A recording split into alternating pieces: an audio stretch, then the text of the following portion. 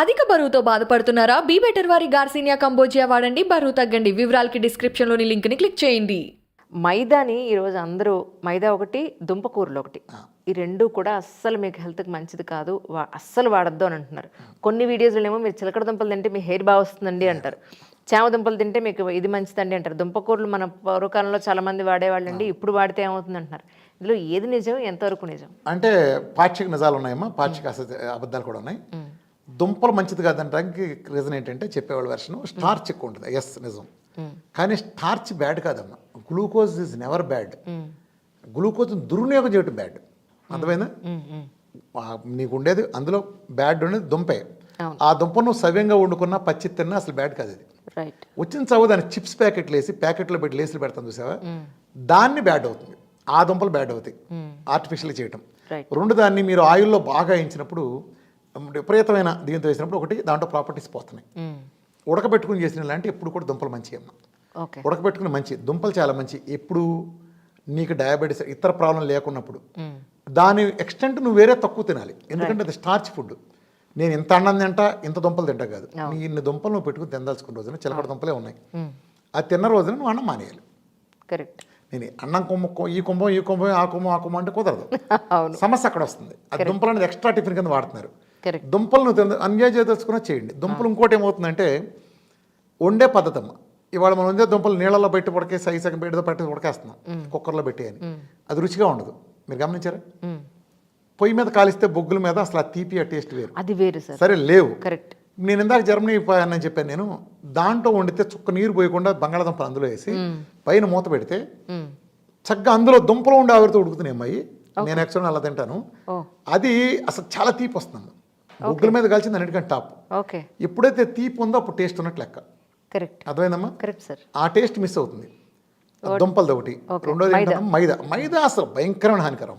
అవునండి, మైదా ఒకటి భయంకరమైన హానికరం. బయట మనకు పూరీలంతా అదే, మైసూర్ బజ్జీ అంతా అదే, అదే అంతే మొత్తం కంప్లీట్. ఆయిల్ మరిగి మరిగి మరిగి కూడా బాగుంటుంది. ఆ వేసే ఆయిల్ హాని, ఆ రెండు భయంకరమైన హాని అమ్మ. అసలు మైదా చేసినంత హాని మిగతా ఏ ఫుడ్లు చేయవు. చాలా దేశాల్లో మైదా బ్యాన్ అమ్మ. ఇప్పుడు తెలియక నూడిల్స్ అని మైదానే. అవును, అదే అంటున్నాను నేను. దానికి పెద్ద మార్కెట్ కదా మనకి నూడిల్స్. అది చాలా హాని అమ్మ. మైదా కడుపు లోపలికి వెళ్ళి చేసేది ఏంటి చాలా హాని చెప్తున్నారు. ఉండలాగా అది అసలు డైజెస్ట్ అవ్వదమ్మా ప్రాపర్గా.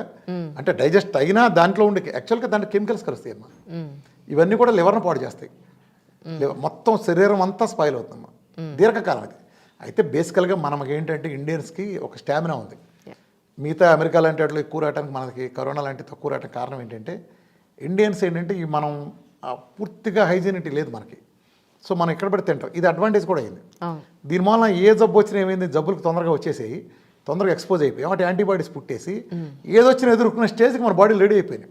ఒక రాయిదన్న అరిగించుకునే స్టేజ్ అంటే అట్లా ఎంత చెత్తదన్నా కానీ డైజెస్ట్ చేయగలిగే పవర్ ఇండియన్స్కి వచ్చేసిందమ్మా. దాంతో మనకు అద్భుతం వరం ఏం జరిగిందండి ఇండియన్స్కి. మన ఇళ్లలో వచ్చిన దినుసులు నిజానికి ఏ దేశం వాళ్ళు పండింది ఆ దేశంలో తింటారు. నెయ్యి లాంటి మనం సౌత్ ఏషియాలో ఎక్కువ ఉండేది కాబట్టి ఇక్కడ నెయ్యి వాడతాం, అమెరికాలో నెయ్యి వాడరు. అంటే నేను చెప్పేది 100 సంవత్సరాల నుంచి ఎక్కడ పండింది అక్కడ సోయా వాడితే మనం ఇక్కడ ఇతర ఆయిల్ వాడతాం కదా. అట్లానే మరి ఇప్పుడు మనం వంటింట్లో దినుసులు ఉన్నాయి. ఒక దాచిన చెక్క ఏ శ్రీలంకలోనో ఏ కొండ ప్రాంతాల్లో ఉండే ఒక చుట్టు బెరడు ఎండినాక మనం వంటింట్లోకి ఎట్లా వచ్చింది? అసలు యాలుక్కాయలు లవంగాయలు దాచిన అవన్నీ మన జాజిపత్తులు మన పండుతాయి? అసలు ఆ చెట్లు మనం ఎవరైనా చూసామా? మరి మన వంటింట్లోకి ప్రతివాడు వంటింట్లోకి ఆదిలాబాద్లో ఉండే గిరిజన గూడెం దగ్గర నుంచి లంకపల్లి సల్లపల్లి హైదరాబాద్ దాకా ఎలా వచ్చినాయి ప్రతి వంటింట్లోకి? అది మూలికలు. ఇండియన్ విధానాలు ఏమైందంటే ఇండియన్ ఆయుర్వేదిక్లో ప్రతిదానికి ఒక మూలికల్లో ఉన్నాయమ్మా.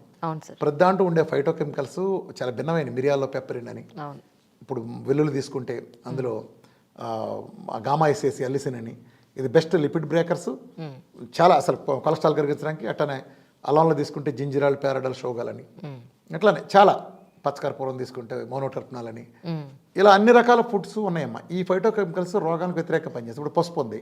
ఈ ప్రపంచంలో బెస్ట్ యాంటీబయాటిక్ ఏంటి? పసుపు. మనం గుమ్మాలో పసుపు ఎందుకు రాస్తాం? ఈ గుమ్మంలోంచే కదా శుష్కములు ఇంట్లోకి వచ్చేది. ఈ పసుపుని దాటి వెళ్ళవని. కానీ వాళ్ళు మనం పెయింట్ వేస్తాం, కెమికల్ పెయింట్. అంటే అనుకరించడం చేస్తున్నాం. గాంధీ గారిని అనుసరించండి గోసెట్టుకున్నాడంట. అట్లానే మనం అనుకరిస్తున్నాం పసుపు రాసి. అర్థమైంది తేడా? ఆడాళ్ళకే కాళ్ళకి పసుపు ఎందుకు రాస్తారు, మగాళ్ళకి ఎందుకు రారు? ఆడాళ్ళు వంటగదిలో వంట చేస్తారు, మగాళ్ళు వంట చేయడు కదా. వంటగదిలోకి సూక్ష్మ క్రిములు కూడా అలా అంటారు. ఆ పసుపు ఉండేది కుర్కుమిన్ టర్మరాల్. ఈ కాంబినేషను ప్రపంచంలో అనేక రోగాలకు అద్భుతంగా పనిచేస్తుంది. ఇప్పుడు నీమ్ నుంచి తీసింది కానీ ఇప్పుడు దీంట్లో సిలిమారన్ అని ఫైటోకెమికల్ ఉంటుంది, మిల్క్ థిసిల్ అని. అది లివర్కిను మన గాల్ స్టోన్స్కి అవి కరిగించడానికి అద్భుతంగా ఉపయోగపడుతుంది. బైల్ జ్యూస్ నాణ్యత పెంచడానికి సిలిమారన్ అనే phytochemical, natural phytochemicals, flavonoids, phytochemicals అద్భుతంగా పనిచేస్తాయి. అందుకని వంటింట్లో పెట్టేశారు. ఎందుకని వీడు మంచి అని చెప్తే అరిసికి పెట్టిన చేయడు. Right right. ఆ వంటిల్లోకి వచ్చినా మనం కాపాడుతుంది ఇండియన్స్ని. రైట్. మిగిలిన వాళ్ళు తొందరగా లొంగిపోవటానికి ఇప్పుడు చైనా కూడా ప్రకృతిని ఎక్కువ నమ్మకం, అక్కడ ఎక్కువ రోగాలు ఉండవు వాళ్ళకి. ఐ మీన్ ఉన్న చంపే స్టేజ్లో ఉండదు, వాళ్ళ సగటు ఆదాయ ప్రమాణం కూడా ఎక్కువ. నేచర్ నమ్మినాడికి ఈ మందులు నమ్మినాడు అందరూ అమెరికాలో కూలిపోతుంటారు. అమెరికా గొప్ప దేశం అంటారు, క్యాన్సర్ మరణాలు ఎక్కువ రేటు అక్కడే, ఎక్కువ మంది క్యాన్సర్, ప్రతి డెత్ అక్కడే. కరోనా వచ్చి 20 లక్షల మందికి వచ్చింది రోజుకి. వాళ్ళకుండే తొక్కలో 35 కోట్ల జనాభాకి. మనకి ఇన్ని కోట్ల జనాభా కూడా మనకేముంది? ఎక్కడైతే అభివృద్ధి చెందిన దేశం అల్లోపతి పెద్ద స్థాయిలో ఉంటుందో అక్కడ ఎక్కువ రోగాలు వస్తాయి. గమనించండి తేడా. Correct correct. కానీ ఈ వాస్తవాన్ని ఒప్పుకోం. ఎంత రాజుగారి బట్టలు, దేవతా వస్త్రాలు అంటే ప్రజలు గొర్రెల మందులు అనేది బాగా ఉందమ్మా. ఈ గొర్రెల మందులు ఉండేది సైంటిఫిక్ కమ్యూనిటీలు ఎక్కువ. హేతువాదుల్లో ఈ గొర్రెల మందులో ముందు వరుసలో ఉండేది హేతువాదులు ముసుగులు ఉండేవాళ్ళు. ఇప్పుడు నిజంగా నాకు ఒక ఆశ్చర్యం వేసేది, ఫైనల్గా ముంచేటప్పుడు చెప్తాను. సార్ నాది ఇంకోటి ఉంది, మీరు మాడుతుంటే ఇంకోటి క్వశ్చన్ పుట్టుకొచ్చింది, మీరు చెప్పేసాక నేను అడుగుతాను. ఇప్పుడు ఇంతమంది ఆర్గనైజేషన్లు ఉన్నాయి కదా, ఇప్పుడు జన విజ్ఞాన వేదికలు, ఆ బాబా బయట పెట్టాం, ఈ బాబా బయట పెట్టాం, ఈ బురుడి వైద్యుని బయట పెట్టాం అంటారు కదా. ఎవడు నదులు రెడీ ఏంటమ్మా, రెండరా అని పూలదండ కూర్చుని ఉంటే ఒక్కడ కూడా రెడీ నా దగ్గర నన్ను పూజ చేయడానికి. ఓ టీవీ ఛానల్ కూర్చుని మేము మోసగాళ్ళని అరికడతాం, మా జన విజ్ఞాన వేదిక 2 ఉన్నాయి మీ ముందు ఆప్షన్లు. ఒకటి, రామకృష్ణ కూడా వైద్య శాస్త్రానికి వ్యతిరేకంగా చేస్తున్నాడు కదా, వాడిని తప్పని తెలిసేసి ప్రజలకు మేలు చేయండి. లేదు రామకృష్ణ తప్పని ప్రచారం చేయండి. మీరు ప్రజలకు మేలు చేసే పోటుగాళ్ళు కదా మీరంతా. నొప్పులు దక్కు చూపిస్తారు, 5 చూపిస్తారు, దొంగ బాబాలు రారా చూసుకుందాం అంటారు. ఆడెవడో జ్వరం తగ్గిస్తాను టెలిపతి అంటే ఎట్ట కుదిరితే రా అంటారు. మరి రామకృష్ణ డైట్తో తగ్గిస్తానంటే దానికి ఎందుకు రారు మీరు? అసలు పరిశోధనకు వస్తే తేలిపోయి నిజం బయటపడుతుంది భయమా? గమనించాము, వీళ్ళు ఎవరు రారు. రామకృష్ణ టెస్ట్ క్వశ్చన్ చేయరు, ఈ దొంగ హేతువాదులు క్వశ్చన్ చేయరు, ఈ డాక్టర్లో నన్ను వ్యతిరేకించే వాళ్ళు క్వశ్చన్ చేయరు. ఎందుకని క్వశ్చన్ చేశారా నా పిల్లక నా చేతులు పెట్టి వాళ్ళు అక్కడ కూర్చున్నట్టే. సచ్చారే, ఇక మామూలు కాదు. క్వశ్చన్ చేసి నా ముందు కూర్చున్నారా సచ్చారే, ఆ విషయం వాళ్ళు స్పష్టంగా తెలుసు. అందుకే వాళ్ళు ఎంత జాగ్రత్త పడతారండి పెద్దలు, ఈ ఐఎంఏలో పెద్ద సార్. ఒరే ఆయన జోలికి వెళ్ళి కిలకమాకండ్రా, మీరు వెళ్ళి కూర్చుని ఎవడన్నా పిలక దొరికిందా పిలక పట్టుకుంటాడు. ఎందుకు పట్టుకోగలడు? ఈ రామకృష్ణ వాడు కూర్చోబెడితే ఆ టెస్ట్ మొదలు పెడితే తేలుస్తాడు. నీకు అసాధ్యం ఉందని నేను తగ్గిస్తాను ఎట్లా అంటావు రా? అసలు టైప్ 1 తగ్గుతుందని, అసలు టైప్ 1 ఎట్ట తగ్గుతుందని అడగాలిగా. ఉండదు. ఒక డాక్టర్ గారు, పెద్ద డాక్టర్ గారు కూర్చున్నారు, పెద్ద టీవీ నెలలో డిస్కషన్ జరుగుతుంది. నేను అడిగాను, టైప్ 2కి నేను మీరు మిమ్మల్ని అనేసి నాకు కూడా ఇసుగు పడుతుందండి.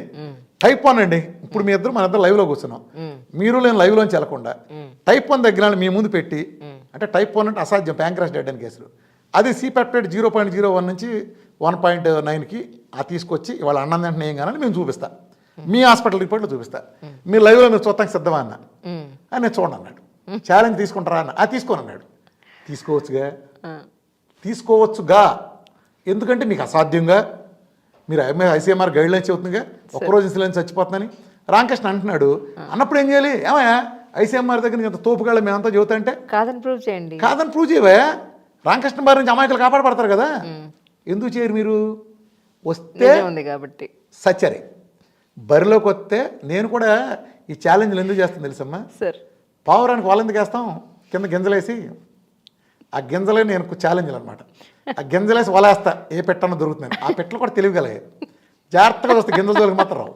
వేరే గింజలు ఎత్తుకుంటే తప్ప నా గింజల జోలికి మాత్రం రావు. ఎందుకంటే నేను వలేస్తున్న విషయం ఆ తలకాయలు తెలుసు. ఎవడో అమాయకంగా దొరుకుతాడు, సిల్లీపిలో ఒకడు వచ్చేసి అంటాడు, నువ్వు అంత పోటుగాడు అయితే కేరళలో ఎందుకు రాదంటాడు. ఒక పోటుగాడు వచ్చి ఎండ్రోకాలజిస్ట్ గేదల మలేసి 4 ఇళ్ళను కేరళలో నా డైట్ చేస్తాడా? అమ్మా కేరళలో కొబ్బరి నూనె వాడతారు కదా, ఎందుకు రాదా అంటాడు డైట్ వేసుకుని.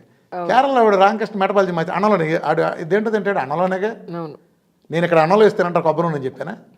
మెటబాలజీ మార్చండి రా అని చెప్పా. కేరళలో ఆవిడ మెటబాలజీ మారుతాడా? నేను చెప్పింది మెటబాలజీ అయితే నువ్వు డిఫరెన్స్. ఏదో మీరు ఒక పాయింట్ చెప్పారు కదా, ఆ పాయింట్ అన్నింటికి రిలేటెడ్ చేసేసుకుంటే కష్టం.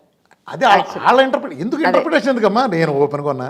ఇప్పుడు నా టెస్ట్ వల్ల క్యాన్సర్, ఒక లివర్ క్యాన్సర్, ఇదిగో ఈ ఇల్ డిఫైన్డ్ మల్టిపుల్ లెజన్స్ మెటాస్టాసిస్ ఉంది, 28 రోజులు రివర్స్ చేసి మీ రిపోర్ట్ ఇచ్చా. లేదా ఒక 80 ఏళ్ళ అమ్మాయికి 6,000 ఉండే ప్లేట్లెట్లు బ్లడ్ క్యాన్సర్లో 4,60,000 వెళ్ళి అనుకోమ్మా. నేను రిపోర్ట్ ఇస్తా మాట్లాడుతూ ఓపెన్గా. లేదా మీరు నెలలో పోతారన్నాళ్ళు, అన్నీ అయిపోయినాళ్ళు, తిరిగి వచ్చిన కేసులు బోల్డ్ పెడుతున్నా. ఈ పెట్టిన ఉన్నప్పుడు నువ్వేం చేయాలి? ఇదేంటి ఎలా తగ్గింది ఇతనికి, ఎలా క్లెయిమ్ చేస్తున్నాడు, ఈ రిపోర్ట్లు ఉన్నాయిగా, పక్కన రిపోర్ట్లు ఉన్నాయిగా, అవును. నాయగారు మీరు చెప్పింది కాదు కదా. ఒమేగానో లేకపోతే బస్స తారకమో లేకపోతే ఇంకో అపోలో రిపోర్ట్లు ఉన్నాయి. అవును. మరి నువ్వు ఆ రిపోర్ట్లు కాదు ఎలా కాదంటావు నువ్వు? ఆ రిపోర్ట్లు నీ భాషలో అసాధ్యంగా, అప్పుడు నువ్వేం చేయాలి? ఏంట్రా బాబా, నువ్వు కనీసం నిజంగా నీకు ప్రజల మీద ప్రేమ ఉంటే, నీకు ప్రజల పట్ల ప్రేమ ఉంటే నువ్వు వచ్చి చూడాలి. కనీసం ఈ విజ్ఞాన వేదికలాళ్ళు, ఈ జన విజ్ఞాన వేదిక, ఆ హేతువాదుల ముఠ ఒకటి ఉంది, ఇట్లాంటి వాళ్ళు రావాలి కదా. ఎవరు రాడు చూడమ్మా, కావాలని నువ్వు పిలిచి చూడు, సస్తారారు ఎందుకు రావాలండి అంటూ ఉంటారు. మా స్థాయి కాదండి. మీ స్థాయి ఏంట్రా? ఇట్టి తిప్పేవాళ్ళది మీ స్థాయి. చైనాలో వెళ్ళి అవార్డు తీసుకున్నాడుది, ఇక్కడికి వెళ్ళి సైన్స్ సెషన్ ఓపెన్ చెప్పేవాడు, ఒక మీటింగ్ 8 గంటల పాటు 25-30 మంది కూర్చోబెట్టి అర్ధరాత్రి 2 దాకా మీటింగ్ చెప్పగలిగేవాడిది. ఈడిది కదా ఛాలెంజ్ చేసేవాడిది, రిపోర్ట్లు పెట్టేవాడిది కదా నీ స్థాయి. ఇట్ట ఉడతలు పట్టేవాడిది నీ స్థాయి ఉడతలు పట్టేవాడిది. రా, నీకు వస్తే ఇక్కడికి వస్తే తెలుస్తుంది. ₹1,00,000 ఇస్తారని నేను తీసుకొచ్చినా రారు. సాట్ను కూర్చొని ఈ లూజ్ కామెంట్లు వీళ్ళకే ఎంత ఉంటే కృష్ణా జిల్లా నాటుగాడు నాకెంత ఉండాలి? అచ్చంగా మేము పెరిగింది కూడా పక్కన, అంటే మాకు కొంత నాటాళ్ళం కదా, మేము ఇంత గేదల మళ్ళీ తిరిగి పెరిగిన వాళ్ళం మేము. నేను ఆ నాట ఎక్కడ పోద్దు, మాకు ఏడబోదు. అవును సార్. అదే మా బలం కూడా.